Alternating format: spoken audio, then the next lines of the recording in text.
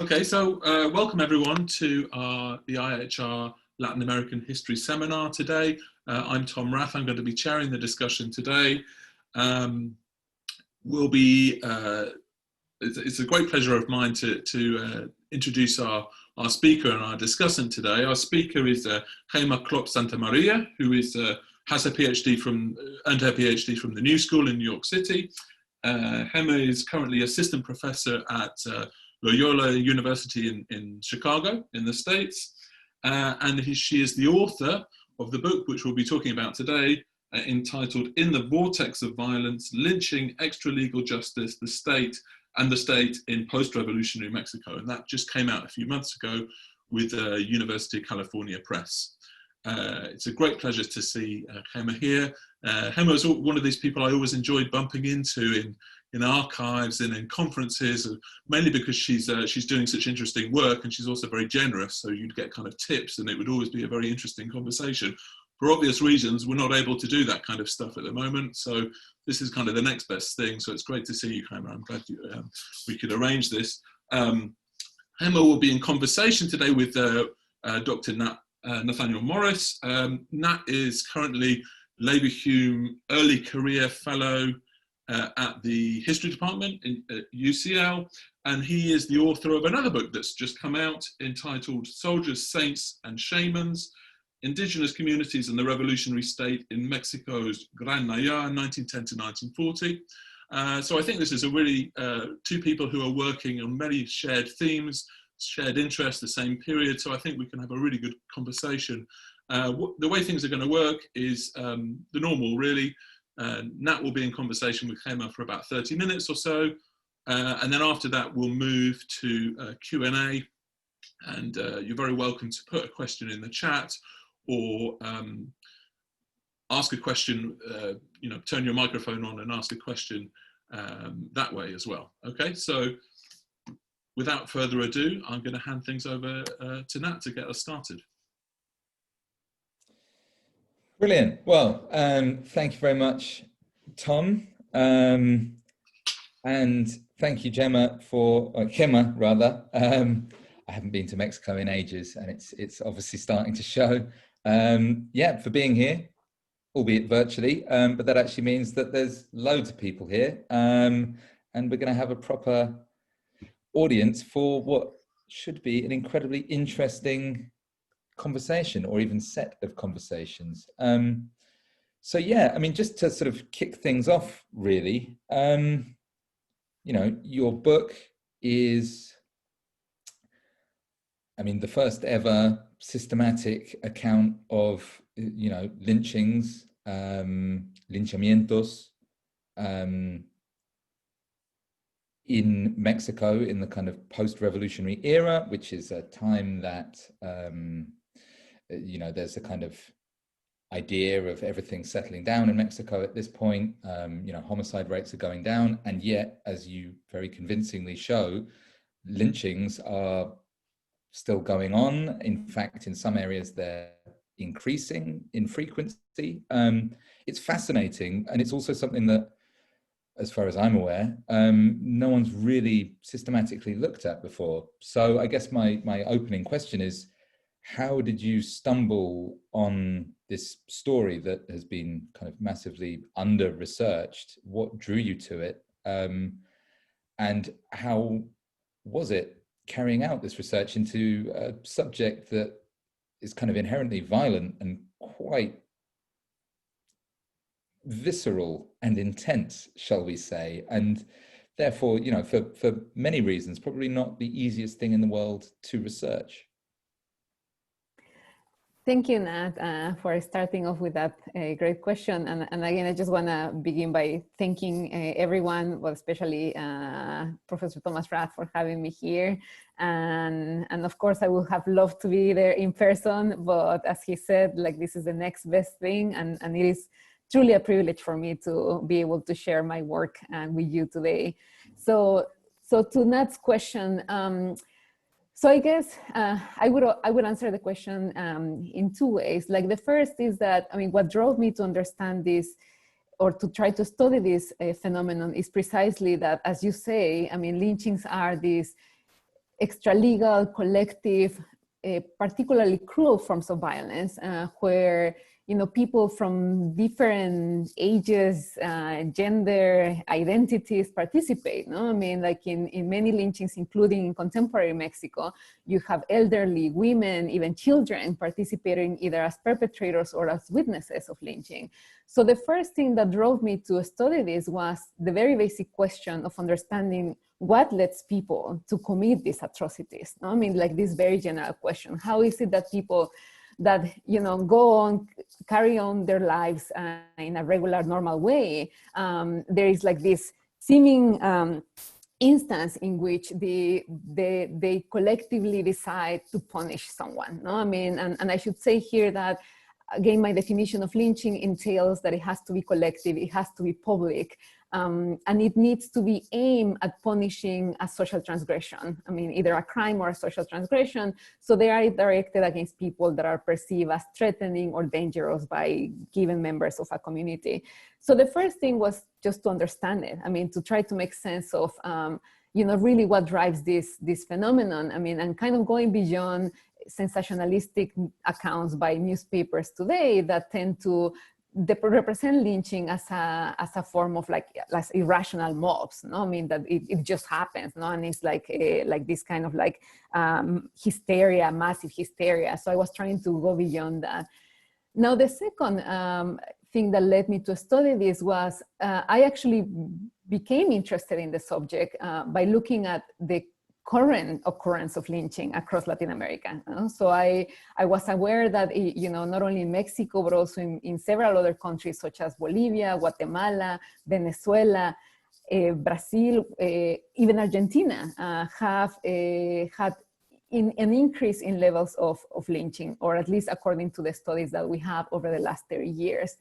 Now, most of these contemporary lynchings have been studied by social scientists. I mean, mainly anthropologists, sociologists, and I began my PhD as a sociologist. No, I mean, and so I was reading all this literature, and it was fascinating to me that all of these studies seem to coincide in an interpretation that more or less goes as follows. I mean, what they would say is that lynching, one, is a recent phenomenon that has increased over the last 30 years, and that it had to do, on the one hand, with neoliberalism, no? I mean, with the kind of like process of economic deterioration, inequality, rising levels of crime that are linked to neoliberalism.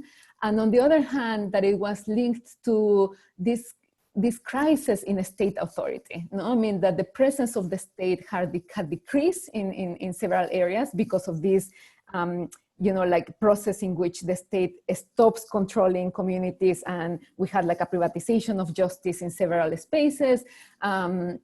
I mean, you can find this argument in Angelina Snodgrass Godoy studies on Guatemala, also like studies on Bolivia. No? So they would say lynching is an expression of this privatization of justice. So neoliberalism, a crisis of state authority.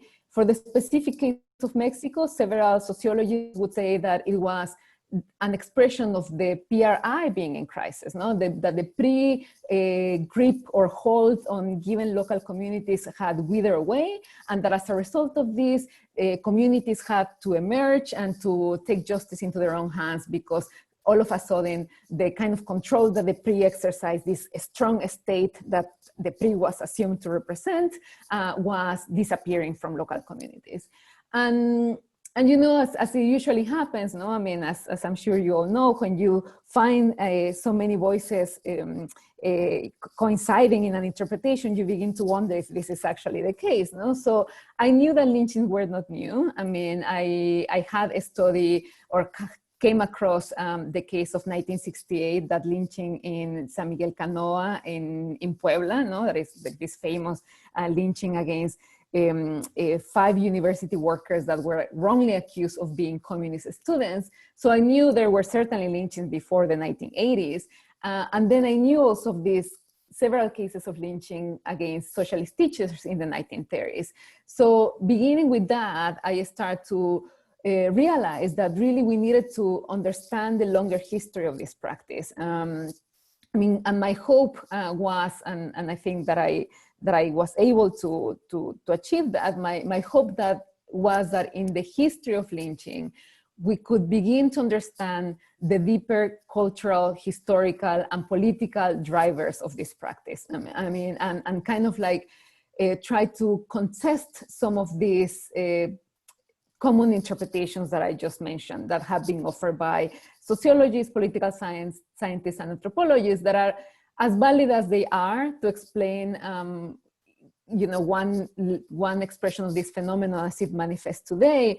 I think they lack historical depth, of course, but also kind of like the opportunity to go beyond this discourse that is about neoliberalism, that is about a state absence. And another, last thing that I would say is that contemporary interpretations tend to, or interpretations about the contemporary phenomenon tended to say that lynching was an expression of the weak. No, I mean, there was like this narrative of a weapon of the weak. No, that is communities that are excluded from justice mechanisms, that do not have access to justice, that have been abandoned by the state, and in my interpretation of the phenomenon, based on the analysis of 366 cases of lynching, in-depth analysis of these cases, what I found is that it is really not about, communities that are, or it's not really a weapon of the weak, but it's actually a form of social control. And I can talk a little bit more about that, but it's really, what I found is more that the function of lynching is a form of social control that is used against people that are somehow, as I said at the beginning, perceived as social transgressors, no? I mean, and kind of define the boundaries of what are considered acceptable conducts or behaviors within communities. So in a way, just to wrap up this wonderful first question, my study of the history of this practice began really as a history of the present, or as trying to make sense of what is happening today in Latin America. And in many ways, the story of how I became interested in lynching is the story of how I became a historian. so I switched from sociology, and I ended up with a dual degree in history as well, because I figured that we really needed to understand the history of this practice. Well, thank you very much for that detailed and excellent answer. And it's really great to have you on the team, The sociologists have lost out, but this is a great day for history, obviously. And yeah, I mean, so there are, not to give the game away, everyone should just buy the book, read it for themselves, and then you'll know what I'm talking about. But some, there's a couple of findings I think that really, surprised me in some ways, and perhaps challenge some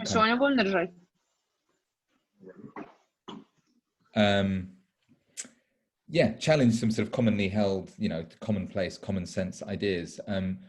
One of those is that, this idea of lynching being weapons of the weak, whereas actually you show that a lot of the cases of lynching, it's a powerful person who names or accuses someone less powerful who ends up being the subject of this kind of brutal communal justice that actually kind of comes from the top of the community down.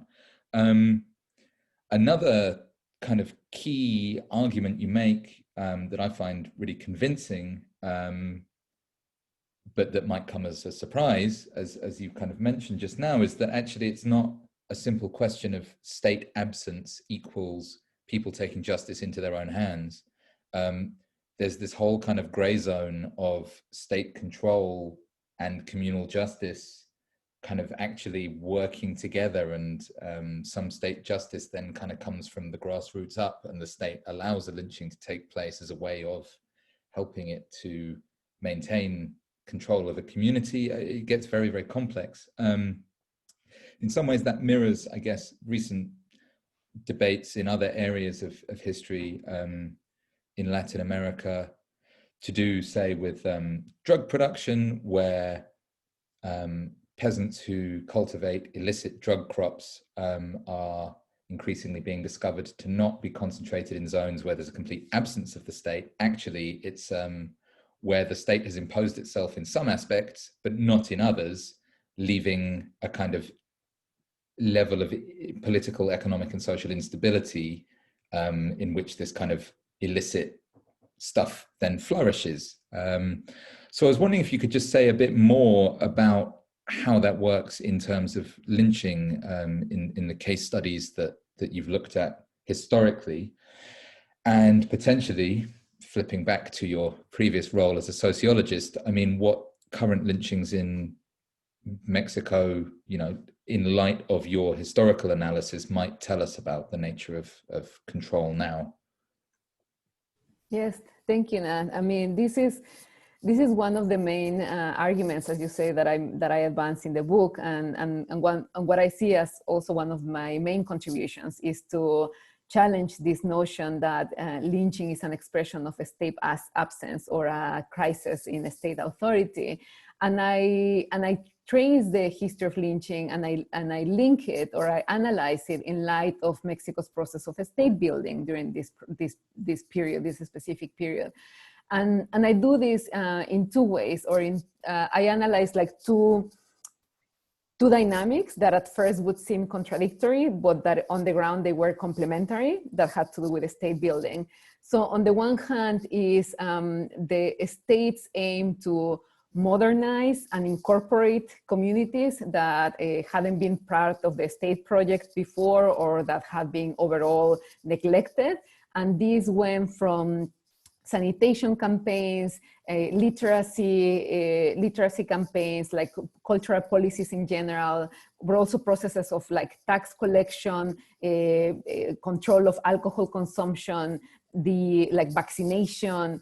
So all of those things, like even like building roads and like modern constructions, like all of these things that we understand as the typical process of a state building. No? I mean, where the central authorities, no, or the federal authorities in this case, try to come into these communities and bring modernity. No, I mean, also through secularization projects. I mean, let's remember that, you know, the 1930s is very important in terms of the promotion of agrarian reform through the socialist education. No, I mean, through this project that tried to distribute lands, but also to do so by decreasing the influence that the Catholic Church had. No, I mean, under this idea that the Catholic Church was promoting the ignorance and religious fanaticism of people.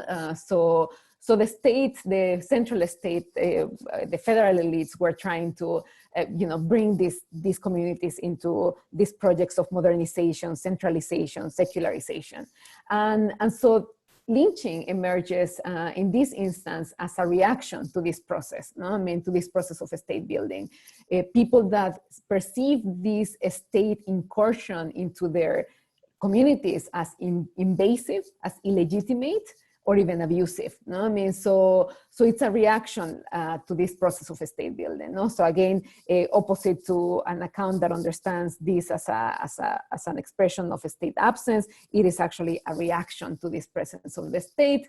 The clearest example that I discuss in the book, but there are many others, is the series of lynchings against socialist teachers, no? Because again, they defy the local order in several ways. I mean, not only were they promoting secularization, which offended many people on the ground that embraced Catholic ideas, I mean, and some of them engaged in acts of iconoclasm.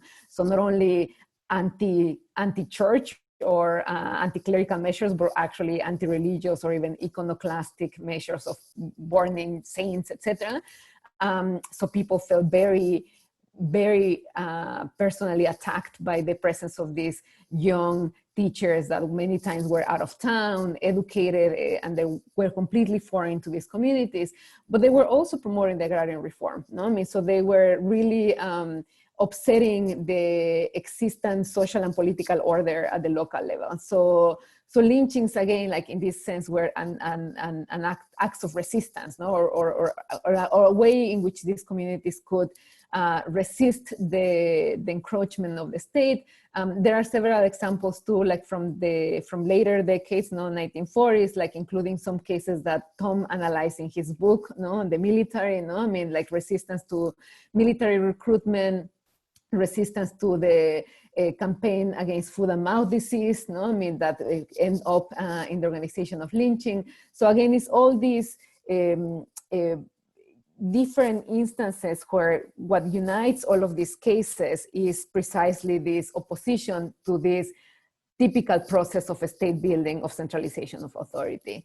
Now, this is the, like more, if you will, Bavarian notion of a state building, like the state brings modernity, so to speak, to the communities. But there is the other side, the darker side of a state building in the history of Mexico that has to do with the ways in which authorities, and this includes both like federal authorities and local authorities, including police officers, mayors, judges, as well as people that informally exercise social control within communities, such as caciques and even like priests, that participated in the organization of lynching. I mean, that contributed to the organization of lynching by spreading rumors about people that were supposed to be against the moral, social, and economic integrity of the community, that took place in the staging of lynching by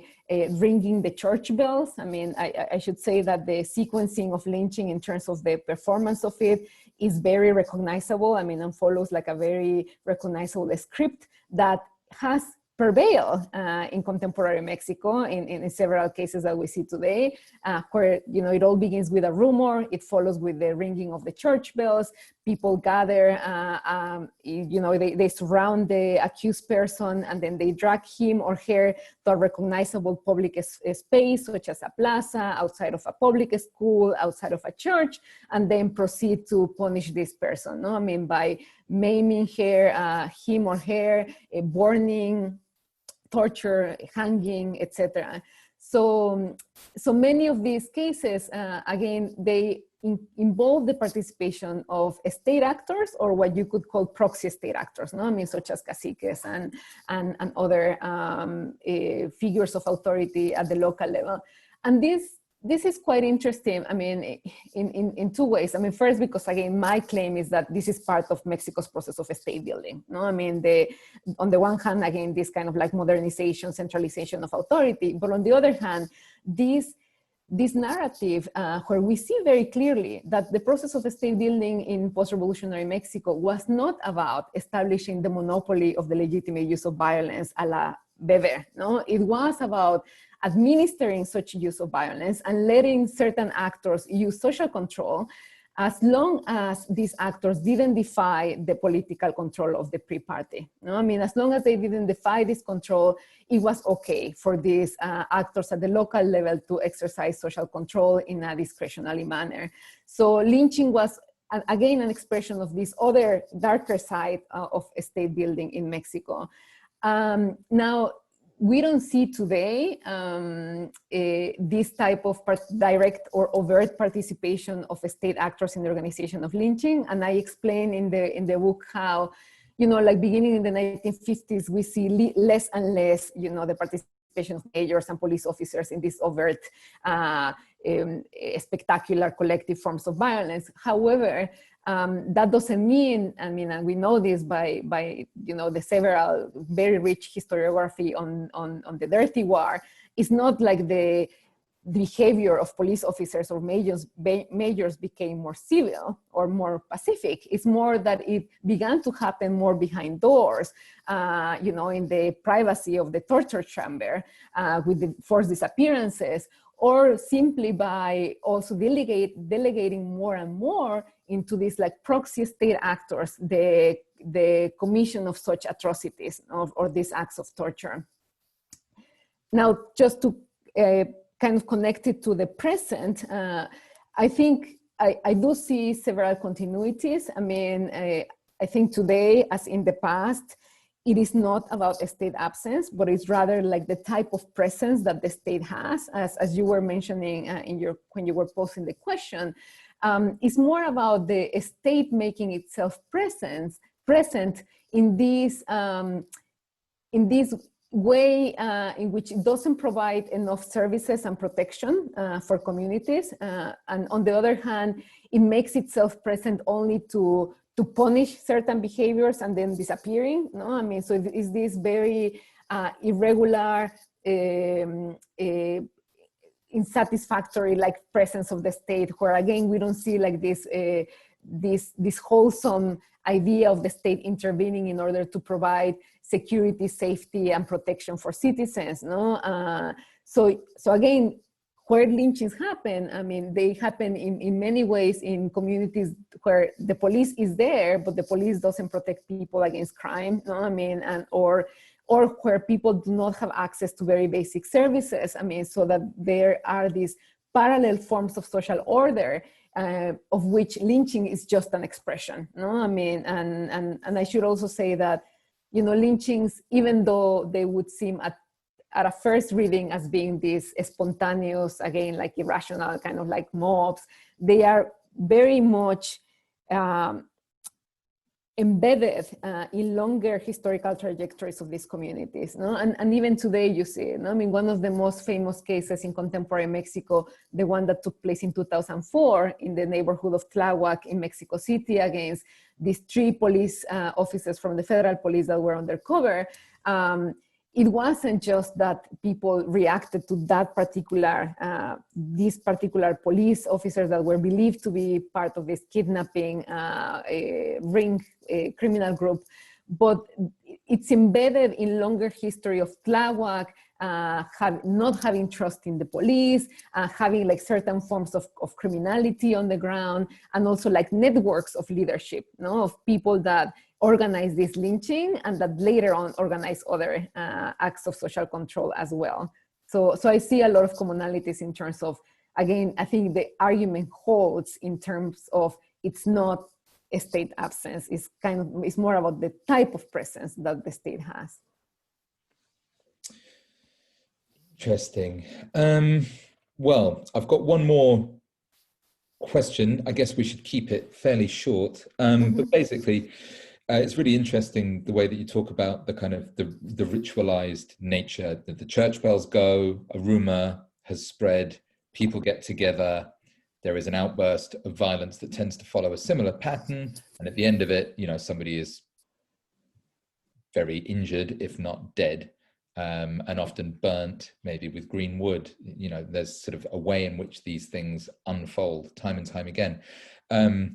And, you know, even before the revolutionary period, you know, reading Taylor on like drinking and homicide, you know, you can see these similar church bells going, stuff kicks off. And equally, after the period that you study in your book, you know, these things are still happening.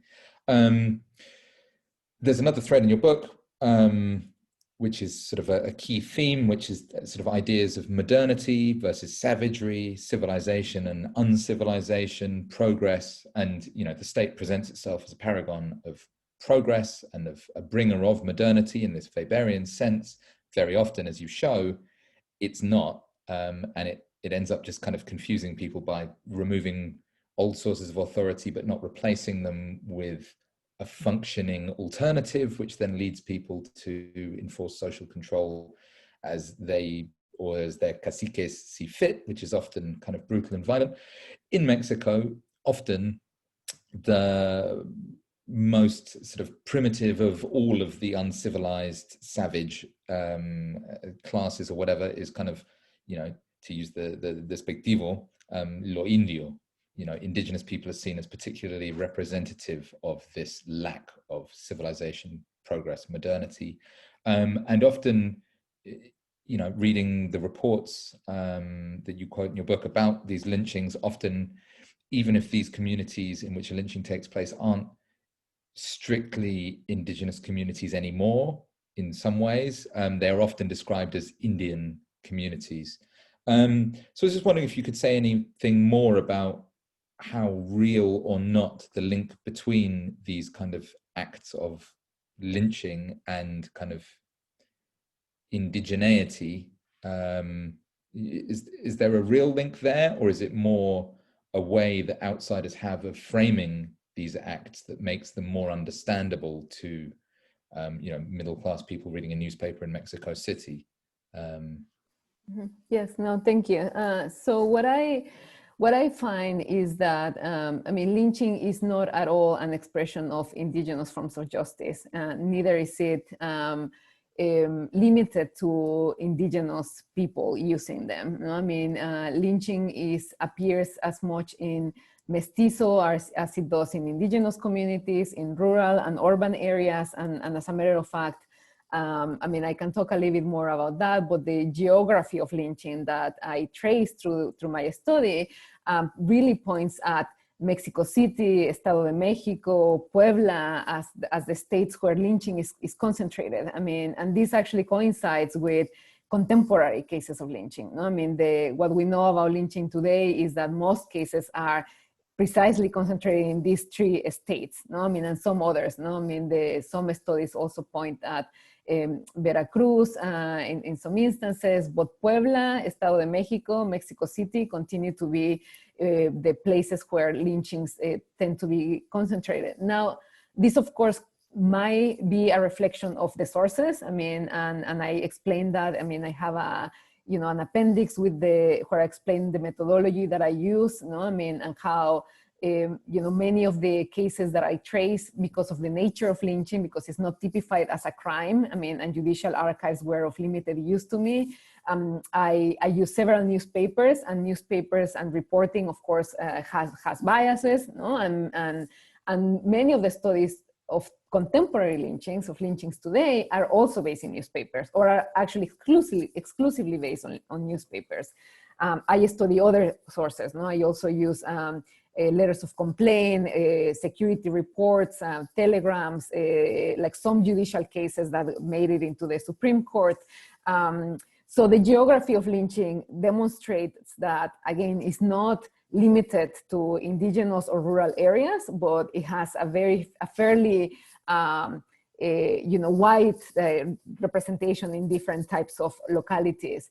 Now, as you well mentioned, there is a racialization of lynching in the press and in the public opinion. I mean, where lynchings are represented as this form of backward, ignorant, and ultimately Indian or indigenous form of justice. No, and again, this is what I explain is a way in which, yes, elites or the readership of these newspapers make sense of this practice. It's also a way in which governing elites can legitimate their use of force by posing their use of force or opposing their use of force vis-a-vis these savages that need to be controlled, that need to be modernized, tamed, etc. And oftentimes this discourse, this racialized discourse of lynching as a form of indigenous justice goes hand in hand with calling these people religious fanatics. No, I mean, so there's a lot of like Catholics that are assumed to be ignorant and under the influence of the church and the priest are also kind of racialized in this way. No, I mean, as if there is no agency in what they do. I mean, it's simply like an expression of their ignorance. So I think, yeah, that's and let me just very quickly say the same case that I was mentioning in 2004 in Tláhuac. The current president, Andrés Manuel López Obrador, was it wasn't called mayor back then, but he was in charge of the city at that point, López Obrador. And I remember that he said at that point that the lynching was an expression of the usos y costumbres of the people of Tláhuac, no? So implying also a very racialized discourse. So you see that even today, no? I mean, that wrongly assuming that these practices somehow reflect indigenous forms of justice.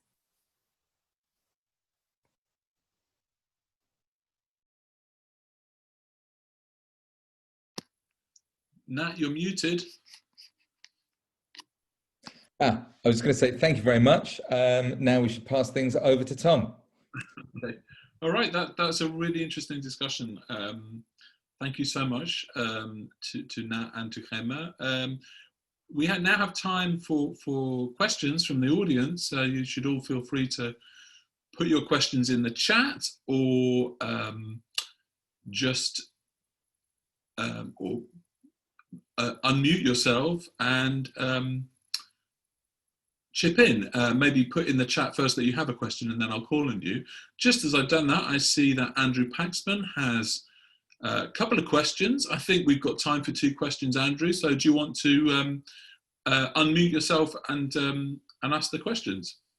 Thank you, Tom, and thank you, Nat, and thank you, Gema. It's great to see you, albeit at several thousand miles remove. Yeah, so I have 2 questions. The first has to do with what you call the geography of lynching. As you know, I've done research in Puebla too, and I wonder what it is about that state that makes it such a vortex of lynching. You mentioned Mexico City, Estado de Mexico, Puebla. They are 3 of the top 5 most populous states in Mexico, so perhaps population or population density has something to do with it. I wonder if you could talk a bit more about that, if there are cultural particularities beyond simply density of population that are or have been conducive to lynching. And the second has to do with your remarks, I think in the first, in response to Nat's first question, which had to do with the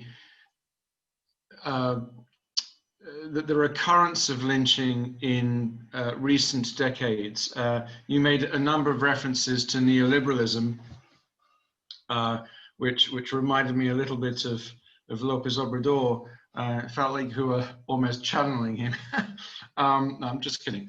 But I do wonder whether neoliberalism isn't too easy a villain to attach an uptick in lynching to.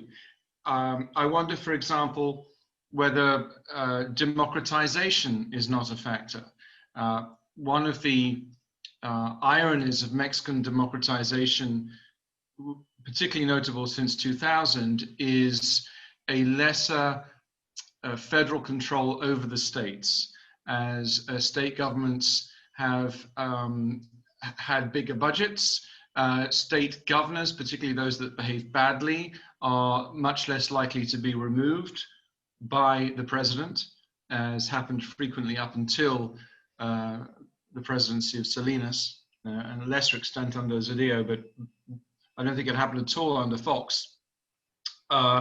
And so you have this sort of rise of a new form of cacicazgo in the states, governors doing what they will.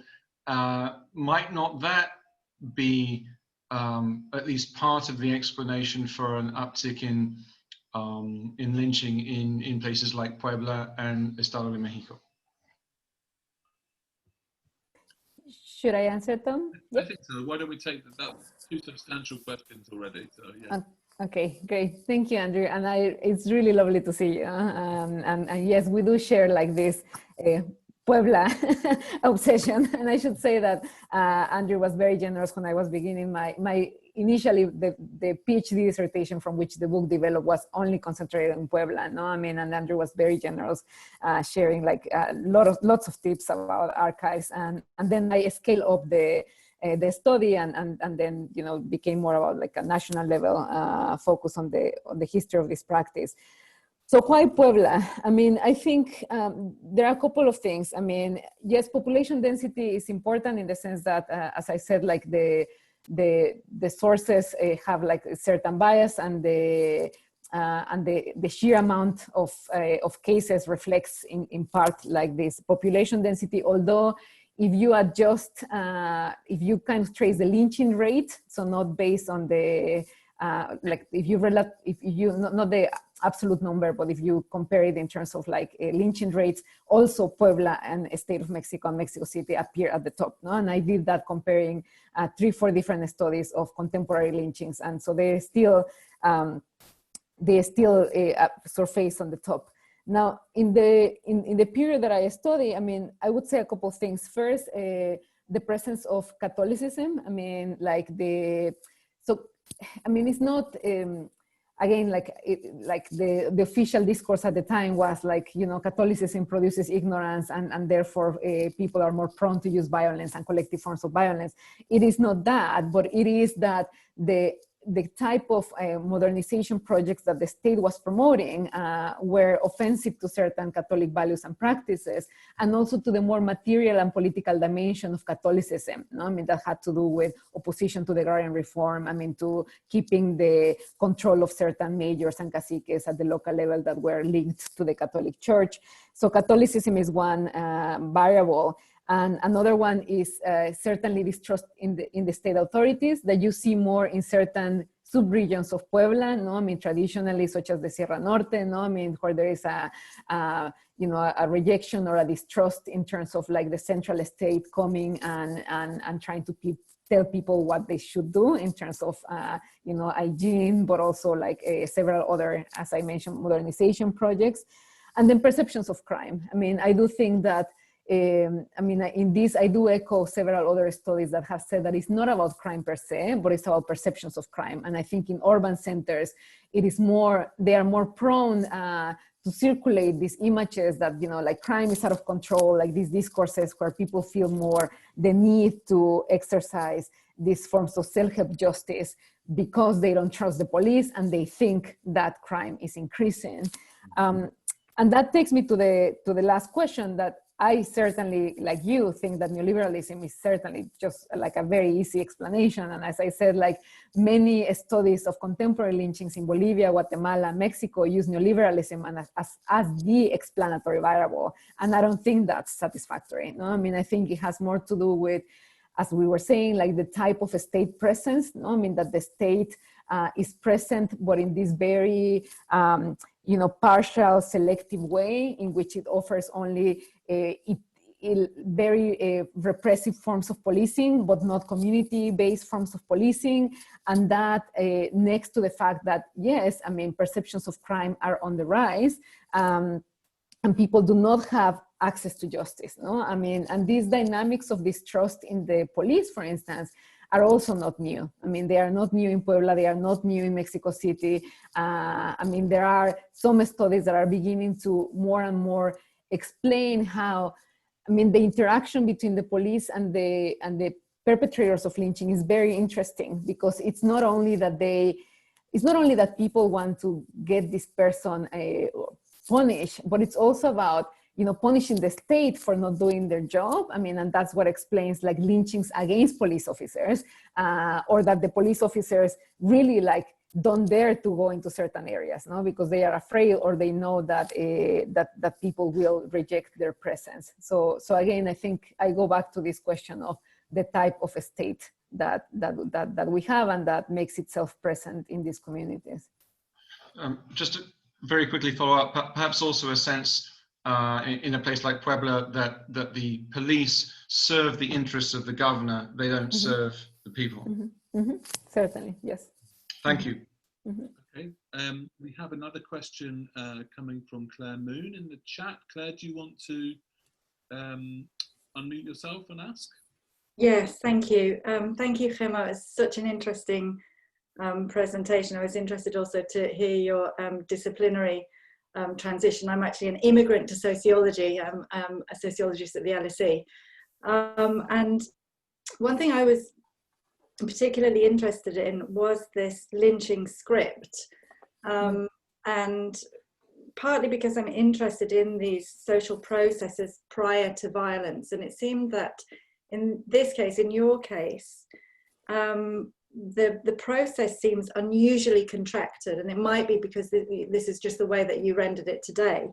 But I was just curious about this, and because other models of mobilization of mass violence, if you like, usually identify social processes that occur over a longer period of time, you know, involving things like classification of the problem group or population, discrimination, dehumanization, and then there's preparation for the act. And then also after the act, there's often some kind of denial of the act or redescription of the act itself. And I wondered if any of, you know, if you have more information about those preparatory stages, and then what happens after the act. Yes. Thank you, Claire, for your question. And I was just saying before we began that I did a master's at LSE. And so I know about your work since those years when I was there. So a pleasure to be able to meet you. So yeah, I mean, in many ways, what I try to do in the book is also to trace the precursors of these events and then the afterlife of the lynching. No, I mean, and in terms of the precursors, I mean, what I find is that there's actually a lot of connections between lynching and more organized forms of vigilante justice. No? I mean, although these, usually like, again, social scientists tend to define these things very clearly, very separately. No? I mean, lynching is like more spontaneous, no? Whereas like vigilante forms of justice are, survive over time, over different episodes. But what I found is that the lines are very blurry. No? I mean, so just to give an example, like former Cristeros or people that participated in the Cristero War, this motivated by Catholic religion and Catholic beliefs in the 1920s, and that then participated in a second uprising in the 1930s, many of them participated in the organization of lynching. So there were like these networks of people that were organizing several forms of resistance towards the state, no? I mean, towards the secularizing policies of the state, also against agrarian reform, also against military recruitment, and that they, when there was a conduct or the presence of someone that triggered the organization of lynching, they would come in and occupy these positions of leadership in order to organize the lynching. The same goes in the 1940s, 1950s with the Sinarquistas, which is again a right-wing Catholic organization that I trace several cases of lynching against Protestants that are organized by these existent networks of vigilantes organizing at the local level. No? I mean, so there are these precursors in addition to like other more, long-term, narratives or understandings of dangerousness, no, of who is the other. No, I mean, lynchings against witches, against socialists, against communists, against bad mothers. Like these are all embedded within longer histories of who constitutes a social transgressor or who is someone that needs to be punished. And just briefly, I mean, after the lynching, there is like, and this is more based on other cases, more contemporary that I have studied, including this case in 1968. There is a lot of shame, I think, in the communities. I mean, and there is a lot of reluctance to being, like chastised or represented as always already prone to committing these atrocities. So there is silence. But I think also what I have found is that there is a lot of, it lingers in the memory and it does serve as a form of social control after the fact. No, I mean, the fact that, the children of, for instance, like a witch that was lynched in 1934, they knew that they couldn't engage in these practices, no, or they were forced to leave or abandon the town because they were afraid that they would come after them. So the memory of the lynching is very powerful, I think, in these communities after the event. Great. Okay, and we have a couple more questions in the chat, which somebody, Mercedes Crisostomo Mesa has written two questions. I'll just read them both out. First question, could you tell us something about your literature research of lynchings in other countries? So a discussion of similarities and differences in relation to Mexico. Second question, which is one I was thinking of as well. Also, is it possible to have your reflections about women's roles within or around lynchings, either in Mexico or in other countries? Thank you.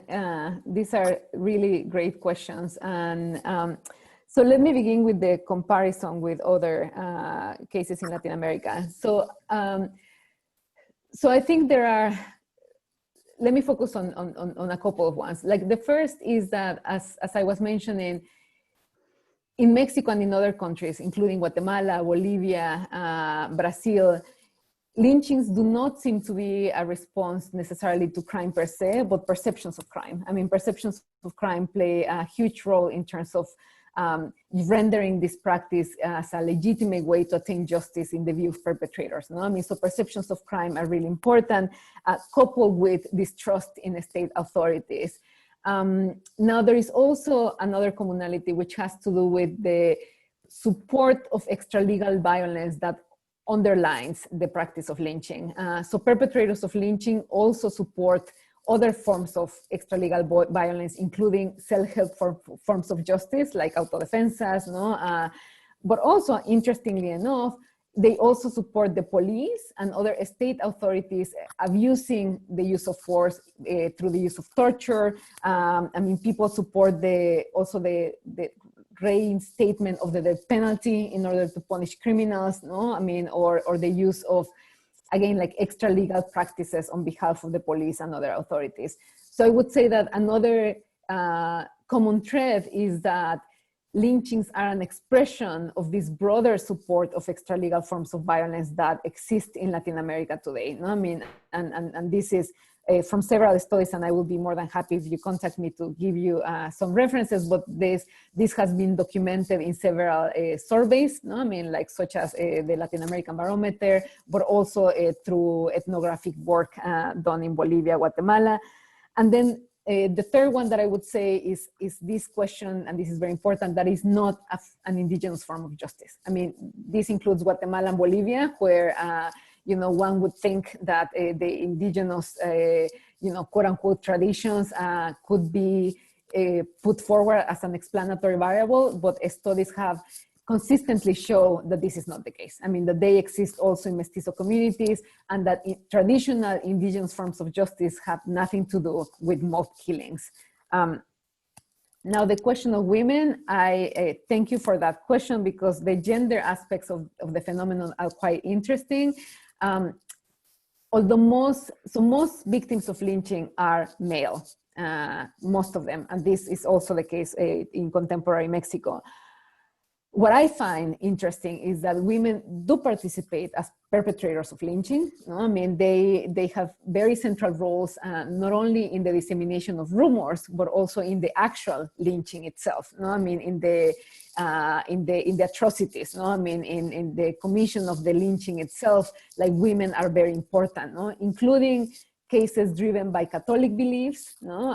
Including cases driven by opposition to the presence of state authorities. So I think in this way, you know, also, as we were talking at the beginning, lynching defies like these top-down or bottom-up characterizations of violence. No, I mean, because women who tend to be imagined as this, you know, like weak or like as victims of violence. Well, actually, women were perpetrating lynchings in post-revolutionary Mexico. What I do find, however, is that when women are overrepresented as victims of lynching, when it has to do with accusations of witchcraft. So most cases against witches involve female witches. And I could talk for ages about this, but it has to do with gender constructions. I mean, to how these are women that defy notions of domesticity, motherly care, submissiveness, and they were being punished for doing so, for being wicked, basically, for being like bad women. So, yeah. Okay. We've got another question in the chat, so we maybe take this one, and maybe we might have time for one more if somebody wants to put that in there. Oliver Wilson Nunn has written a question out here, so I'll just read this one out for everybody. Given the importance that you have attached to perceptions of crime and perceptions of the police, do you know if there is a connection with perceptions of imprisonment? Is there a link between the history of lynching and changing views of the legitimacy and efficacy of prison as a punishment? Mm-hmm. Perhaps related to key events like escapes, for example. Mm-hmm. Excellent. Yes, absolutely. I mean, so in many ways, many of the cases of lynching that I trace in the book, they involve people breaking into prisons when the police takes suspects into custody. No? And what this shows is that, I mean, it shows two things. I mean, on the one hand, that people believed that the police was going to release the prisoners, no, or was going to release the suspects, and therefore it wasn't enough for them to be detained, but people felt that they needed to take justice into their own hands, otherwise the police was going to release them, like days or months after. Secondly, it did have to do with a certain, like culture of punishment, where people believe that imprisonment was not enough to punish this conduct. I mean, that these social transgressions were so grave, so offensive, that they deserve this type of collective, physical, and probably lethal form of punishment. And this, I don't think, has been talked about enough in the literature on lynching, but I find this to be a very strong motivation amongst perpetrators. I mean, perpetrators clearly did not want only to punish the victim or even to kill her or her. In many cases, they wanted to overkill her. I mean, like mark the body, like mutilate it. Deface the victim. I mean, that was a lot of the purpose of this, was to really like overkill the victim so as to send a message to future transgressors and also to the state in terms of, if you don't do your job, this is what we're willing to do with these victims, or with these transgressors rather. So it definitely has to do with the perception of the prison system as being insufficient, either because it's ineffective, and corrupt, or because simply it's not enough to punish these social transgressors. And there is also an interesting linked, especially in the 1930s, where you see, again, support for lynching is part of a continuum of people's support for other forms of violent punishment, including the use of ley fuga, the flea law, where basically state authorities would kill a suspect upon his alleged attempt to escape the law, basically extrajudicial killing. And people supported also the reinstatement of the death penalty. So lynching is part of this, and this really connects very well with the history of lynching in the United States, where support for lynching went hand in hand with the support for the death penalty. So we have the same in Mexico. At the time that people, editorialists, even from the respectable middle classes in Mexico City, were saying, well, we have lynchings because we don't have death penalty, because we do not have a strong enough punishments for these atrocious criminals. Therefore, we need to use lynchings. The editorialists said, it's deplorable, it's very bad, but we need to do it. Great. Okay, we've got one more question in the chat from Paulo Drino, so I'll just read this one out. Something you were just touching on, but maybe you can talk a bit more about. Why do you think there is a tendency to racialize lynching as indigenous in Latin America? And is lynching typically racialized as white in general understandings of the phenomena in the United States? Yeah, this is a great question, Paulo. Thank you. So, I think that there is a tendency to racialize lynching as indigenous, due to two things. One is the persistence of racism across Latin America, where the indigenous other is imagined as barbaric and backward, and therefore mob killings are more easily understood as pertaining to the forms of justice exercised by these communities or by these people.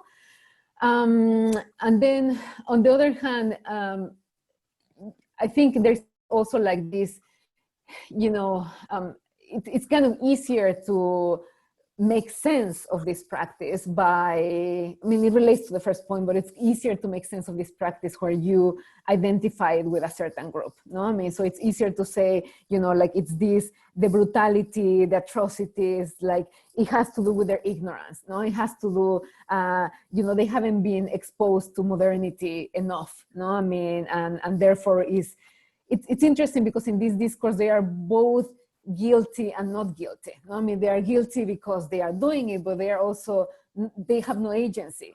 Poor Indians, they don't understand. And that's exactly what the press says of them in Mexico, Bolivia, Guatemala. It's like they commit these atrocities simply because they are ignorant. So they are not even given the political agency to perpetrate these acts. So I think it has to do with this, you know, like racial prejudice and this need to identify with the other. Now, yes, in terms of the history of lynching in the United States, so what I find is that, I mean, first of all, I should say that there was a full awareness of the occurrence of lynching in the United States, in Mexico, of course. I mean, and the name, the concept itself, I mean, the lynching was clearly a literal translation of lynching. I mean, linchamiento is the word in Spanish. I find that until the 1930s, lynching is spelled with a Y, following the English spelling, and then it changes to an I.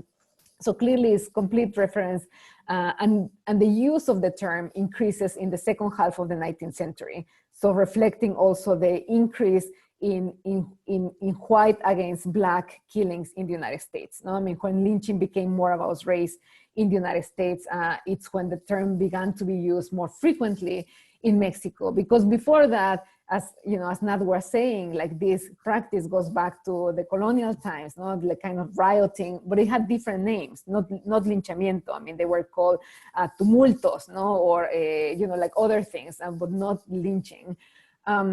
So there is an awareness that is about whites against minorities. No, I mean, there is an awareness also about the practice of lynchings against Mexican and Mexican Americans in the United States. And the people discuss it in the press, no? I mean, in the 1910s, 1920s in particular. And what I find fascinating is that editorialists in Mexico were saying, well, it's good that Mexico is a civilized country and we do not have these savage acts of lynchings as they have in the United States, these brutal whites in the North, no? I mean, we can praise ourselves that we don't have this practice.